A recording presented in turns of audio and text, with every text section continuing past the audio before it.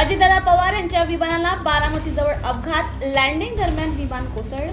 बारामतीत भीषण विमान अपघात, अजित पवारांसह 6 जणांचा मृत्यू. राज्याचे उपमुख्यमंत्री अजित पवार यांच्या विमानाला बारामतीत लँडिंग दरम्यान अपघात झाल्याची माहिती समोर आली आहे.